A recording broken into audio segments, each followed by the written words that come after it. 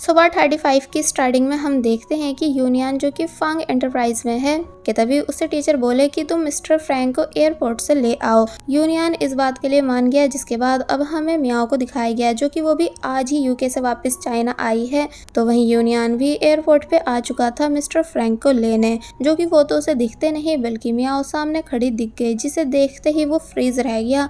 मियाओ भी हैरान है पूरे 1 साल के बाद यूनियन को फेस टू फेस देखकर, इसलिए वो भी स्टॉप हो जाती है। यानी दोनों काफी देर तक बस एक दूसरे को घूरते गए। फिर मियाओ पूछती है कि तुम यहाँ क्या कर रहे हो, यानी तुमको कैसे पता चला कि मैं आज वापस आ रही हूँ।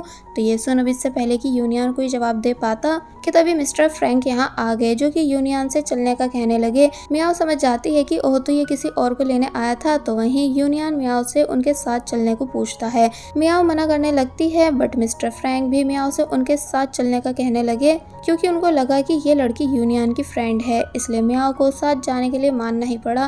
वेल फाइनली मियाओ अपने घर आई, जहां मॉम और याओ मियाओ को देखकर बहुत ही ज्यादा खुश हो जाती हैं। फिर मॉम यूनियन को घर के अंदर आने का बोलने लगी ताकि लंच करा सके। यूनियन मना कर रहा होता है, लेकिन जब मिस्टर फ्रैंक कहते हैं कि कोई नहीं मैं रेडी हूँ क्योंकि मुझे भूख लगी है, तो तब ये दोनों अंदर चले गए। आज रेस्टोरेंट में थोड़े कस्टमर भी ज़्यादा थे, इसलिए मॉम मियाओ से हेल्प कराने का बोलती हैं। मियाओ का मन नहीं था बिल्कुल भी काम कराने का, मगर तब भी उसे आते ही काम में लगना ही पड़ा। तो वही याओ को मियाओ का लगेज ले जाने में प्रॉब्लम हो रही थी, इसलिए यूनियन याओ की हेल्प कराता है लगेज को मियाओ के रूम तक ले जाने में।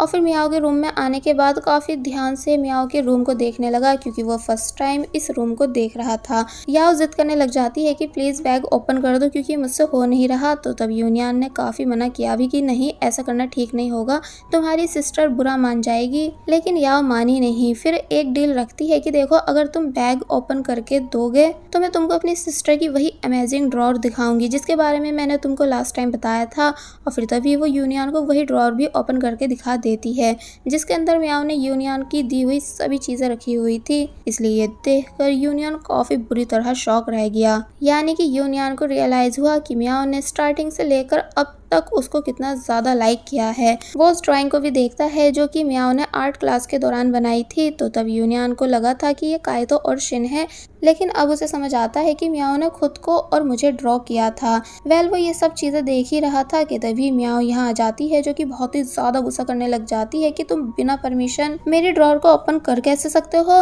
तो तब यूनियन बताने ही वाला था कि मैंने कुछ नहीं किया बल्कि याओ ने ड्रॉर ओपन की थी, लेकिन तभी याओ भी मुकर गई कि नहीं सिस्टर मैंने कुछ नहीं किया, इन्होंने खुद से ड्रॉर ओपन की है। तो ये सुन यूनियन हैरानी से याओ को देखता है कि ये कैसे अपनी बहन से बचने के लिए मुझे फंसा रही है। मियाओ गुस्से से यूनियन से रूम से जाने का बोलती है। तो तब यूनियन यहाँ से चला गया, क्योंकि उसे पता है कि इस टाइम मियाओ बहुत ही ज्यादा गुस्से में है, इसलिए उसकी एक बात नहीं सुनेगी।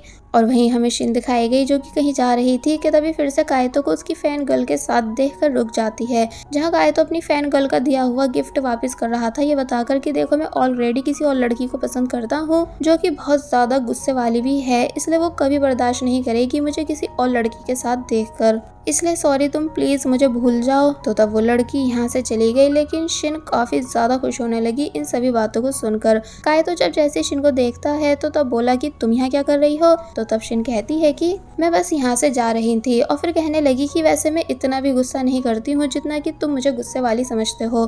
तो तब काइतो कहता है कि तुम्हें ऐसा क्यों लग रहा है कि जिस लड़की की मैं बात कर रहा था यानी जिसे मैं पसंद करता हूँ वो तुम ही हो।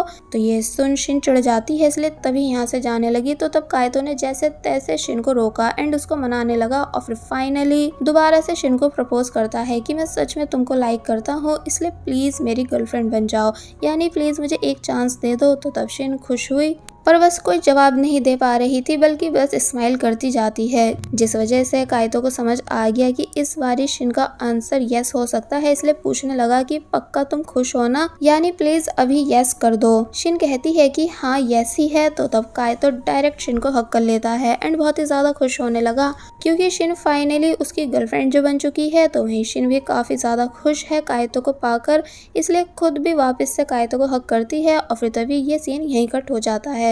जिसके बाद अब हमें वापस से मियाओ के घर का सीन दिखाया गया, जहां अब यूनियन जा रहा है, इसलिए मॉम मियाओ को आवाज देती है ताकि वो इन दोनों को बाय बोल दे, लेकिन मियाओ आती ही नहीं, जिस वजह से यूनियन बिना मियाओ से मिले ही यहाँ से चला गया। और फिर जब जैसे चला गया कि तभी उसके जाते ही मियाओ बाहर आई और बोली कि मॉम मैं जो आप सभी के लिए सामान लाई हूँ वो तो देख लो। तो मॉम कहती है कि हाँ बिल्कुल तुम चलो मैं आ रही हूँ। जिसके बाद सीन चेंज हुआ और दिखाया गया कि जब म्याओ ने याओ को उसके गिफ्ट्स दिए जो भी कुछ वो याओ के लिए लाई है, तो तब वो सब देखकर याओ बहुत ही ज्यादा खुश हो जाती है।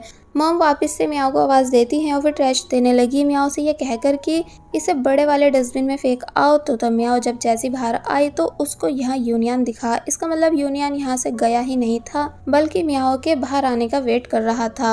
और फिर म्याओ से बोलता है कि मुझे तुम्हारा ज़्यादा टाइम नहीं चाहिए, ओनली 5 मिनट्स चाहिए। लेकिन म्याओ मना करने लगती है तरह तरह की एक्सक्यूज देकर कि मेरे पास बिल्कुल टाइम नहीं। तो तब यूनियन बोला कि मैं लाइट हाउस में तुम्हारा वेट कर रहा हूँ, तुम जब फ्री हो जाओ तो प्लीज आ जाना। म्याओ फिर से मना करने लगती है लेकिन यूनियन उसकी एक नहीं सुनता और बोला कि कोई नहीं, अगर तुम आज नहीं आ पाई तो लेकिन मैं तब भी आज वहीं पूरे दिन तुम्हारा वेट करूंगा। और फिर तभी यहाँ से चला जाता है।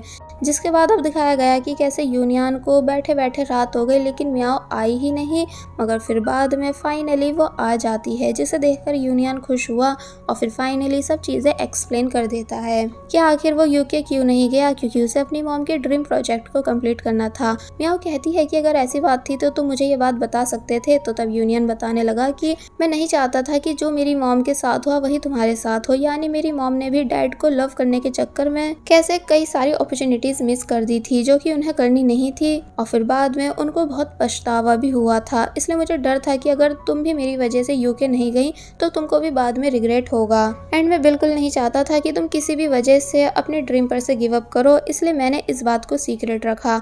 तो तब म्याओ को समझ आ जाता है कि यूनियन जो भी कुछ कर रहा था वो सिर्फ म्याओ की भलाई के लिए कर रहा था, लेकिन तब भी वो कहती है कि मैं तुम्हें सोचकर आंसर दूंगी कि मैंने तुम्हें माफ किया कि नहीं, क्योंकि शायद अगर तुम यही सब बातें मुझे उस दिन भी समझाते तो मैं समझ जाती। तो तब यूनियन बोलता है कि कोई बात नहीं, तुम टाइम ले सकती हो, मैं तुम्हारा वेट करूंगा। और फिर तभी ये सीन यहीं कट हो जाता है। जिसके बाद अब हमें यूनिवर्सिटी सीन दिखाया गया कि म्याओ कैसे खुश होकर हाइचिंग यूनिवर्सिटी आ रही है, जहाँ पहले वो अपनी फ्रेंड्स से मिली जो सब म्याओ को देखकर बहुत ही ज्यादा सरप्राइज एंड खुश हो जाती है। और फिर जब ये सभी बातें कर रही थी कि तभी लिली भी यहाँ आई, जिसने भी म्याओ का अच्छे से वेलकम किया। इसका मतलब बाय नेचर अब लिली काफ़ी चेंज हो चुकी है। फिर अब हम म्याओ को क्लास में देखते हैं जहां वो सभी स्टूडेंट्स को लेक्चर दे रही है, जो कि सभी को काफ़ी ज़्यादा पसंद आया।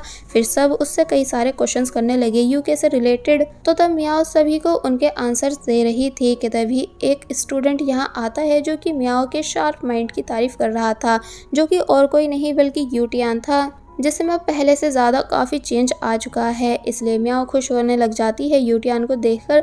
तो वहीं यूटियान भी हैप्पी है म्याओ के वापस आ जाने की वजह से।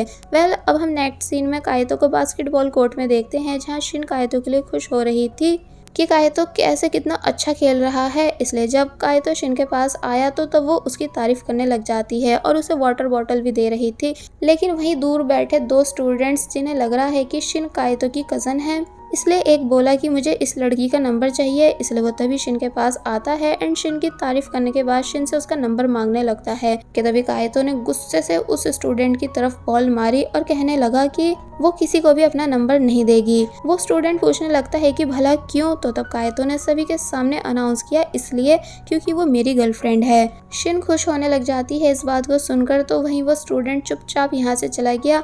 लेकिन बाद में दिखाया गया कि काइतो काफी ज्यादा गुस्से में था कि आखिर उस स्टूडेंट की हिम्मत हुई कैसे मेरी शिन से उसका नंबर मांगने की। तो तब शिन काइतो को शांत कराती है। फिर जब ये दोनों एक दूसरे का हाथ पकड़ते हुए चल रहे थे तो तब शिन बोली कि अब हम दोनों गर्लफ्रेंड बॉयफ्रेंड हैं, लेकिन तब भी कुछ खास स्पेशल फील नहीं हो रहा, क्योंकि ये सब तो नॉर्मल है जो तुम बचपन में भी करते थे, यानी तुम बचपन में भी मेरे हाथ को पकड़ लेते थे। काइतो बोलता है कि तो फिर मैं क्या करूँ तुम्हें और स्पेशल फील कराने के लिए। लेकिन तभी बोला कि एक आइडिया, और फिर तभी वो शिन के क्लोज आकर उसके चिक पे किस कर देता है। शिन काफी बुरी तरह शॉक रह गई काइतो के ऐसे करने की वजह से, यानी कि उसे बहुत ही स्पेशल और अच्छा फील हुआ। तो वहीं काइतो पूछता है कि अब बताओ कि क्या अब तुम स्पेशल फील कर रही हो। तो तब शिन कुछ बोल ही नहीं पाई, बल्कि बस ब्लश करती गई। और बस फिर इसी सीन के साथ पार्ट 35 यहीं पर एंड हो जाता है।